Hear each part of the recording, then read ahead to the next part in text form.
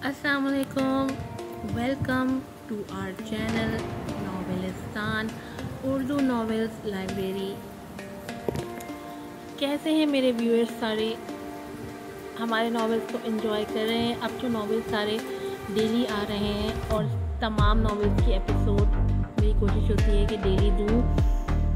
आज आपके लिए लेकर आई हूँ डबल एपिसोड धमाका में शहरक की एपिसोड नंबर 4। एपिसोड नंबर 3 सुबह आपने देखी, अभी शाम में यह आपके लिए लेकर आई हूँ episode number 4। Marwa Marwa Marwa not coming slow.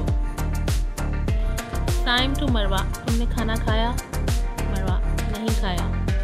यार क्यों करती हो ऐसा? खाना तो वक्त तो खाया करो। मरवा, तो दे दो मुझे divorce. Marwa, in every 5 minutes to sign. और मुझे डाइवोर्स कब दे रहे हो? जल्दी से चैनल को सब्सक्राइब कर दें, वीडियो को लाइक कीजिएगा, शेयर कीजिएगा और अच्छे अच्छे रिव्यूज़ भी दीजिएगा। देखते हैं आज कैसे मरवा नाक में दम करती है साइम मर्दान के। चले, शहरक राइटर हैं अनीता। Episode number 4। मरवा की जब सुबह आँख खुली तो वो पूरी तरह से साइम की बाहों में कैद थी। उसके दोनों हाथ साइम के सीने पर थे। उसने एक नज़र कमरे को देखा, उसकी बाहों से निकलने की नाकाम कोशिश की तो साइम की भी आँख खुल गई। गुड मॉर्निंग, उसने आंखें झुकाते हुए कहा। तुमने आज फिर वही हरकत की? छोड़ो मुझे। मरवा ने उसे पीछे हटाना चाहा। ओ हेलो, एक दफ़ा गौर से तो देखो कि कौन किसकी तरफ है। साइम ने उसकी साइड पे इशारा करते हुए कहा तो मरवा ने भी गर्दन पीछे घुमाई। साइम ने अभी भी उसे बाहों में कैद किया हुआ था। वो बुरी तरह से शर्मिंदा हुई क्योंकि वो साइम की तरफ आई थी। अच्छा ठीक है, अब तो छोड़ दो। सारी रात तुम्हारा बोझ बर्दाश्त किया है, ऐसे कैसे छोड़ दूँ? वो हल्का सा मुस्कुराया और मरवा के चेहरे से बालों को पीछे हटाया तो वो सवालिया नज़रों से देखने लगी। ऐसे ना देखो मुझे, साइम ने नज़र घुमाते हुए कहा। फिर से प्यार हो जाएगा। साइम ने एक झटके में उसे पीछे किया और उठ के बैठ गया। लेकिन मरवा को वो गहरी सोच में डाल गया था। लेकिन मरवा के पास सोचने के लिए और भी बहुत कुछ था। साइम फ्रेश होने के लिए गया तो वो भी उठकर बैठ गई। कनाडा में बर्फबारी स्टार्ट हो चुकी थी। टोरंटो में सर्दी अपने उरूज पर थी। कमरे में हीटर लगा था जिसकी वजह से सर्दी महसूस नहीं हो रही थी। कमरा बहुत ही गर्म था। उसने कमरे का जायज़ा लेना शुरू कर दिया। कमरा बहुत ही आलीशान था और बाहर बालकनी तो अलग ही नज़ारा पेश कर रही थी। कमरे में बड़े बड़े फ्रेम्स में साइम की पिक्चर्स लगी हुई थी, लेकिन वही ड्रॉ के ऊपर एक फ्रेम उल्टी पड़ी थी। मरवा ने फ़ौरन से उसे उठाया। वो किसी और की नहीं बल्कि मरवा की पिक्चर थी। मरवा की वो पिक्चर जो उसने निकाह से पहले साइम को भेजी थी। मरवा के जहन में फिर से वही साल घूमने लगे थे। उससे पहले कि वो बहुत पीछे जाती, एकदम से साइम ने वॉशरूम का दरवाज़ा खोला तो वो डर गई और पिक्चर नीचे गिर गई। उसकी फ्रेम टूट चुकी थी। मरवा ने एक नज़र उन्हें और फिर साइम को देखा। वो उठाने के लिए नीचे झुकी थी कि साइम ने उसे रुकने का इशारा किया। तुमने मेरी पिक्चर अपने पास क्यों रखी है? तुम तो कह रहे थे कोई फीलिंग्स नहीं बची। वो शायद अपनी गलती छुपाने की कोशिश कर रही थी। ये पिक्चर तुमने मेरे लिए बनाई थी और ये कपड़े भी मेरे लिए पहने थे, सब कुछ। वो बोलते बोलते उसके पास आया तो उस पिक्चर पे मेरा हक था। उसने फ्रेम उठाई और फिर से एक नज़र मरवा को देखा। वो शायद उससे गिला कर रहा था। ये हम कहाँ हैं? तुम वैनकूवर क्यों नहीं लेके गए? मरवा के जहन में बहुत से सवाल थे। मैंने वो शहर छोड़ दिया मरवा। वैनकूवर मुझे तुम्हारी याद दिलाता था। उस शहर में तुम बसती थी, मुझे ऐसा लगता था और मुझे उस शहर से वहशत होती थी। मुझे स्क्रीन क्लॉक की वो आवाज़ खौफ में मुब्तला कर देती थी। हर वो जगह, हर वो चीज़ जहाँ तुम मेरे साथ थी मुझे जीने नहीं दे रही थी, इसलिए मैंने सब कुछ छोड़ दिया। उसने बड़ी मुश्किल से अपने आंसुओं को रोका था और फिर रुख बदलकर दूसरी तरफ चला गया। जैसे गुजरे लम्हों ने फिर से उसे घेर लिया हो। उसके दिल की धड़कन तेज हो गई थी। उसके हाथों ने लड़खड़ाना शुरू कर दिया था। लड़खड़ाते हाथों के साथ उसने फ्रेम को ड्रॉ के ऊपर रखा।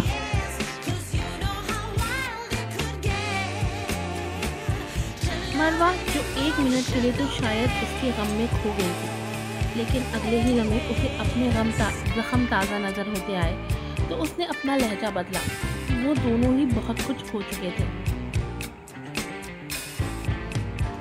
और मेरी जिंदगी में तो कुछ हुआ ही नहीं है, सब कुछ नॉर्मल है। मरवा गुस्से से उठी और फ्रेश होने चली गई। साइम ने एक नज़र उसे जाते देखा और फिर कमरे से बाहर निकल गया। मैम, सर आपको नाश्ते की टेबल पर बुला रहे हैं। एक लड़की दरवाज़ा नॉक करके अंदर आई। मरवा ड्रेसिंग टेबल के सामने खड़ी बाल बना रही थी। उसने वाइट लॉन्ग कोट पहना था। कौन है? मरवा थोड़ा घबराई, क्योंकि वो हारून और इरम का सामना नहीं कर सकती थी, लेकिन वो क्या जानती थी कि अब तो कोई रहा ही नहीं। जी, सिर्फ साइम सर है। हारून और इरम मैडम, मरवा बोलते बोलते रुकी थी।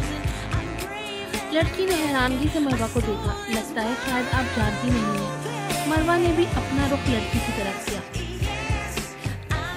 हारून सर का तो इंतकाल हो गया। मरवा के हाथ से ब्रश नीचे गिरा और इरम मैडम तो उनके इंतकाल से पहले ही अलहदा हो चुकी थी। मरवा उसे गौर से देख रही थी, फिर उसने नजर आईने पे दोहराई।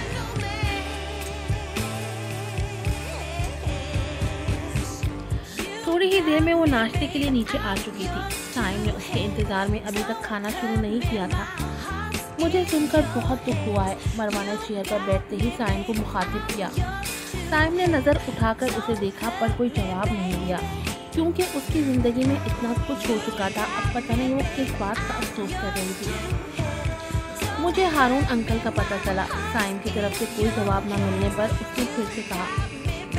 मरवा ने भी बात को बढ़ाना मुनासिब नहीं समझा और खाने लगी। मामा, हालांकि कॉल नहीं आई। फातिमा सुबह से मोबाइल हाथ में लिए बैठी थी। अलीज़े जो किचन में काम में मसरूफ थी, पाकिस्तान में तकरीबन रात होने वाली थी, उसकी आवाज़ से रुक गई। मेरी जान, हालांकि शादी हो गई ना तो वो मसरूफ है थोड़ी। जैसे ही फ्री होंगी मेरी जान को कॉल करेंगी। चलो जल्दी से, अब होमवर्क खत्म करो, फिर सोना है। अलीज़े ने पास पड़े बैग को खोला और कुछ किताबें उसके आगे रखी।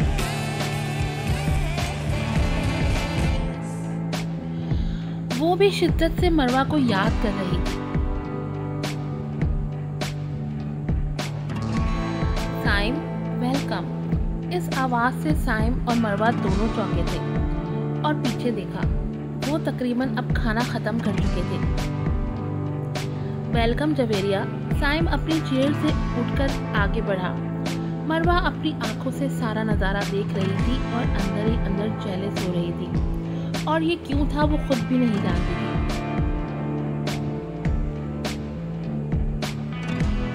जवेरिया हाई हील्स की टिक टिक करते अंदर दाखिल हुई। उसने जीन्स टॉप पहना हुआ था। मरवा उसे सर से लेके पांव तक घूर रही थी। मिलने के बाद साइम ने उससे मरवा का तारुफ करवाया। ये मरवा है। वो थोड़ी देर के लिए रुका। वो सोच में पड़ गया था कि वो तारुफ क्या करवाए। फ्रेंड है मेरी। मरवा थोड़ी शॉक्ड हुई। तो तुम निकाह के बारे में नहीं बताओगे? साइम ने गर्दन मोड़ के उसे देखा। अब वो उसके पास आ चुकी थी। उसके चेहरे से गुस्सा नुमाया था। क्या साइम, तुमने शादी कर ली और इतनी बड़ी न्यूज़ तुमने हम सब से छुपाई? क्या पाकिस्तान तुम शादी करने गए थे?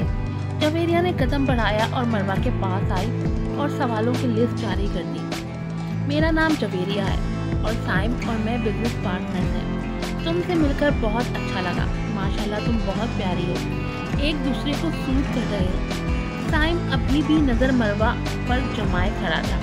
उसे हमारे पास शदीद गुस्सा था। शायद वो जवेरिया को नहीं बताना चाहता था, या वो कभी भी मरवा को बिजनेस की दुनिया में लेके आना चाहता था।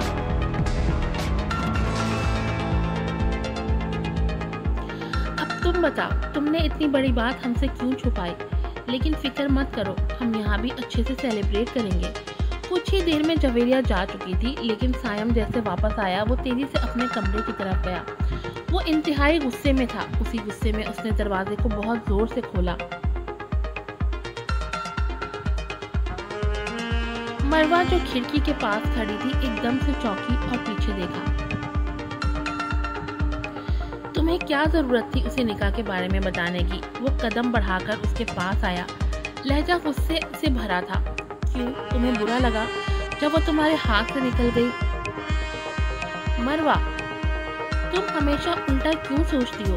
मैं तुम्हें इस बिजनेस की गंदी दुनिया से इंट्रोड्यूस नहीं करवाना चाहता, इसलिए ये बात मैं छुपाना चाहता था। वो न जाने क्या तमाशा खड़ा करेगी। उसका इशारा पार्टीज की तरफ था।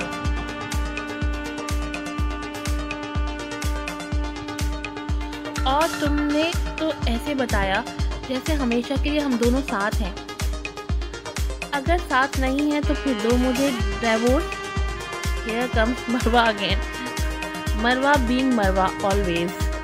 इस हरकत के बाद तो मैं नहीं देने वाला। ले सकती हो तो ले लो। वो गुस्से से दूसरी तरफ गया तो मरवा ने भी वॉशरूम का दरवाज़ा जोर से बंद किया, अपना गुस्सा इसे दिखाने के लिए। वो वॉशरूम में इसीलिए आई थी ताकि अकेले में गुस्सा निकाल सके।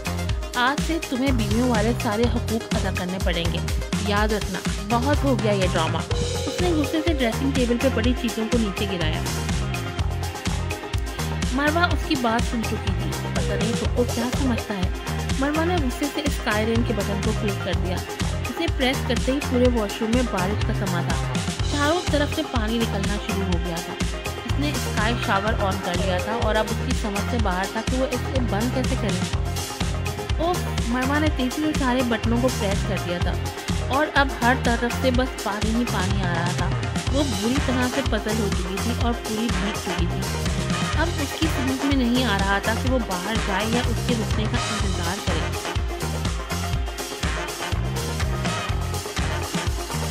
टाइम ऑफिस जाने के लिए रेडी हो रहा था। उसने गुस्से पे मुश्किल से कंट्रोल पाया था। वो उसके बाहर निकलने के इंतजार में था। वो ड्रेसिंग टेबल के सामने खड़ा वॉच पहन रहा था। वॉच पहनने के बाद उसने टाई गले में पहनी और उसे सेट किया। फिर साइड से ग्रे कलर का कोट उठाया और उसे पहन लिया। नीचे ग्रे कलर की ही पैंट थी और वाइट कलर की शर्ट। उसने परफ्यूम उठाई और वो उसे प्रेस करने ही वाला था कि वॉशरूम का दरवाज़ा खुला। मरवा पूरी भीग चुकी थी। वो कपकपाते लबों के साथ बाहर आई। वो मासूमियत से साइम को देखती और फिर एक नज़र अंदर देखती। मरवा, साइम ने परफ्यूम को टेबल पर रखा, उसकी तरफ बढ़ा। उसने एक नज़र अंदर घुमाई तो हर तरफ से बस पानी ही पानी आ रहा था। स्काई शावर के साथ नॉर्मल शावर भी ऑन थे और साइड शावर भी। साइम ने पहले मरवा का कोट उतारा। अब नीचे ब्लैक कलर की शर्ट थी जिसके बाजू तो बिल्कुल नहीं थे, तो मरवा ने दोनों हाथों को बांधा। दिसंबर का महीना था, सर्दी बहुत ज़्यादा थी और पानी भी ठंडा था। साइम ने जल्दी से अपना कोट उतारा और बेड पर फेंका और अंदर जाकर शावर बंद किया। वो भी अब थोड़ा भीग चुका था। तुम मुझे आवाज़ दे देती। साइम ने उसका चेहरा अपने हाथों में लिया। बीमार पड़ जाओगी अब। साइम ने उसके बैग से जल्दी से कपड़े निकाले और उसके हाथों में दिए।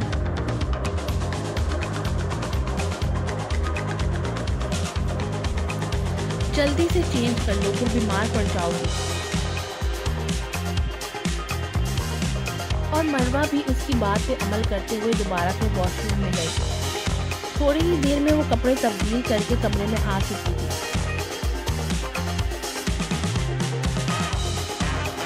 साइम ने भी शर्ट चेंज कर ली थी। उसके आते ही वो उसके पास आया। मैं ठीक हूँ, ज़्यादा एक्टिंग करने की ज़रूरत नहीं है मेरे सामने। और तुम तो ऑफिस जा रहे थे, जाओ। ये ना हो जवेरिया मैडम को बहुत ज़्यादा ही इंतजार करना पड़ता है। साइम का गुस्सा जो थोड़ी देर के लिए कम हुआ था वो फिर से नुमाया होना शुरू हो गया था। तुम नहीं सुधरने वाली, उसने दिली दिल में कहा। हाँ, मुझे जाना चाहिए, तुमने याद दिलवा दिया।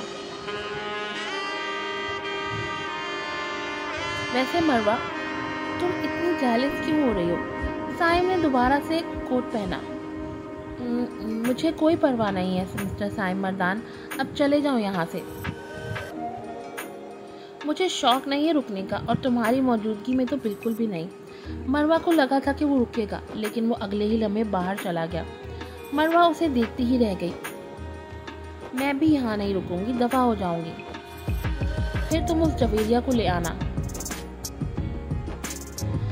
ये कहते ही मरवा बेड पर बैठ चुकी थी। अब उसे शिद्दत से सर्दी महसूस हो रही थी। उसने दोनों पाँव बेड पे किए और ब्लैंकेट को ऊपर ओढ़ा।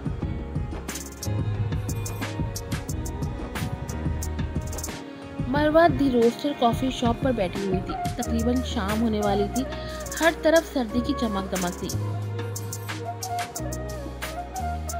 मरवा को पीछे से आवाज आई तो वो एकदम से चौंकी और पीछे देखा, जैसे अनजान दुनिया में कोई अपना मिल गया हो।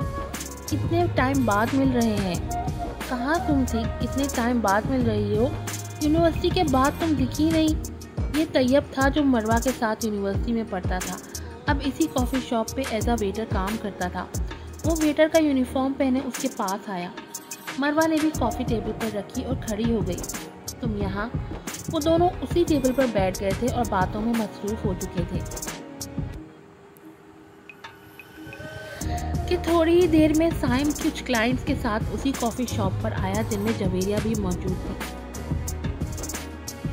वो बिल्कुल सामने वाले टेबल पर थे। दोनों क्लाइंट्स को बैठने का इशारा करने के बाद जब साइम खुद बैठने लगा तो उसकी नज़र मरवा पर गई। उसने एकदम से चेयर को वहीं छोड़ दिया जो वो पीछे खींच रहा था।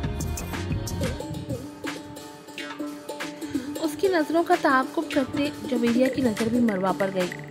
अरे ये तो मरवा है ना, ये इस वेटर के साथ। साइम के दोनों हाथ कमर पर थे, वी स्टाइल में। वो ये सोचकर आराम से था कि वो घर में आराम कर रही होगी। इससे पहले कि वो कुछ और कहती, वो कदम बढ़ाते उस तरफ गया।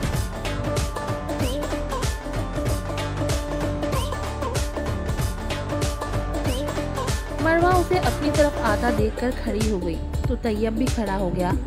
मरवा, तुम यहाँ क्या कर रही हो? तुम्हें घर होना चाहिए था। साइम सवालिया नज़रों से मरवा को देखने लगा। मेरे ख्याल में तुम भी ऑफिस में काम कर रहे होगे, लेकिन तुम उसने निगाह जवेरिया पर डाली और फिर साइम को देखने लगी। साइम ने भी नज़र पीछे घुमाई। उफ, लेकिन उसने इसकी बात का कोई जवाब नहीं दिया। तुम तारुफ नहीं करवाओगी? उसने तैयब की तरफ देखते हुए कहा।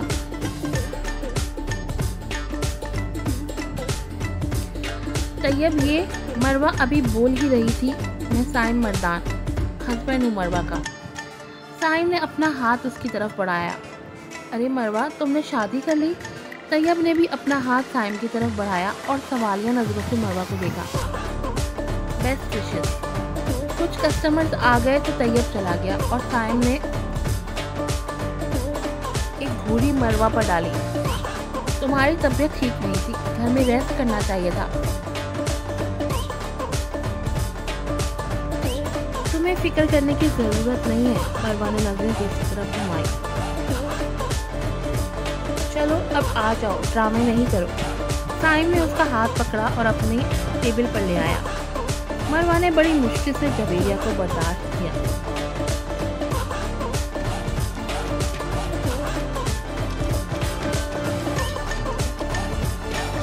ये सब क्या हो रहा है? रात के 11 बजे थे। मरवा ने अपना आधा सामान दूसरे कमरे में शिफ्ट कर दिया था और कुछ उठाने आई थी कि साइम ने उसका बाजू पकड़ा। वो अभी अभी कमरे में आया था। तुम यहीं सोने वाली हो, कोई ड्रामा बर्दाश्त नहीं करने वाला मैं। आज की एपिसोड यहीं पर ख़त्म होती है। उम्मीद है आपको पसंद आई होगी। मरवा बीइंग मरवा ऑलवेज। साइम को पता चलेगा, बल्कि साइम को क्या तमाम व्यूअर्स को पता चलेगा। देखें, बीवियाँ ना ऐसी ही होती है।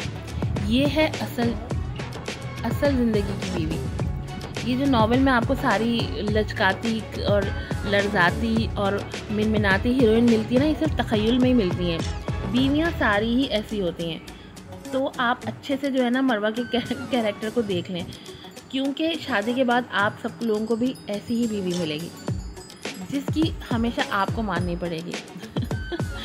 और मरवा, कसम से मरवा का किरदार इतना जो ना रियल किरदार है मरवा का, ज़िंदगी से करीब कर। और मरवा की तो बस अपनी ही दुनिया है जिसमें उसने साइम की टके की भी नहीं सुननी है। चलें जल्दी से आप चैनल को सब्सक्राइब कर दें, वीडियो को लाइक कीजिएगा, शेयर कीजिएगा, अच्छे अच्छे रिव्यूज़ भी दीजिएगा। फिर मिलूँगी आपसे एक नई एपिसोड के साथ। जब तक आप मेरी बारिश हो तुम का प्रोमो देखें और अच्छा सा म्यूज़िक सुनें। अस्सलामुअलैकुम।